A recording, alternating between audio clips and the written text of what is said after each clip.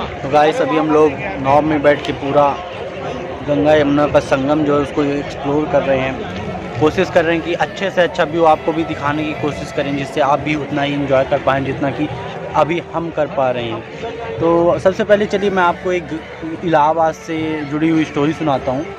तो इलाहाबाद में देखिए क्या था कि आप लोगों को पता है कि पहले एक समय क्या हुआ था कि देवताओं की सारी शक्तियाँ उनसे चली गई थी। तो जब देवताओं की सारी शक्तियाँ उनसे चली गई थी तो सब अलग अलग देवताओं के पास गए, जैसे ब्रह्मा जी के पास गए, विष्णु जी के पास गए। तो जब वो विष्णु जी के पास गए तो विष्णु जी ने उन्हें बताया कि अगर आप लोगों को अब अपनी शक्तियाँ चाहिए तो आपको अमृत की आवश्यकता होगी।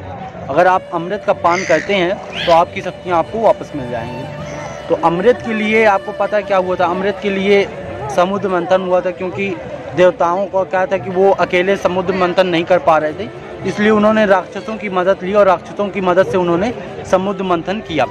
तो राक्षस को उन्होंने क्या, देवता बहुत होशियार थे, तो उन्होंने खुद जो था वो पूंछ वाला सिरा पकड़ रखा था और राक्षसों को जो सर्प का मुख वाला सिरा था वो पकड़ा रखा था।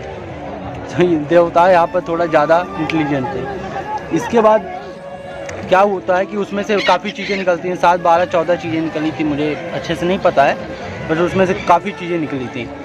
तो उसमें से कामधेनु निकली थी, उसमें से हमारे इंद्र जी का जो हाथी है 4 सूंड वाला वो निकला था, और लक्ष्मी जी निकली थी उससे। फिर जाके लास्ट में उसमें से निकलता है गाइस अमृत। और जब उसमें से अमृत निकलता है तो देवता हमारे थे चालाक, तो उन्होंने क्या किया कि अमृत लेके भाग लिया। वो अमृत लेके इंद्र ने अपने बच्चे को अमृत दे दिया और भगा दिया।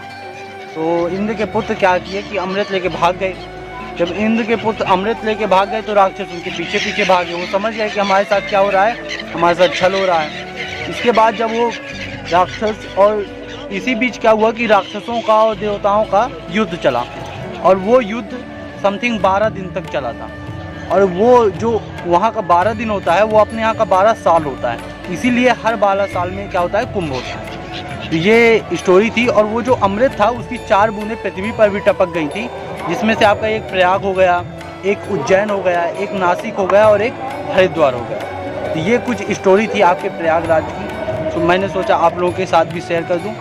बाकी अब ब्लॉग पे आगे आपको और भी इसी तरह के बहुत अच्छे अच्छे दृश्य दिखने वाले हैं, तो ब्लॉग पे बने ज़रूर रहिए और देखते रहिए, बहुत ही इंजॉय करने वाले हैं आप भी मेरे साथ।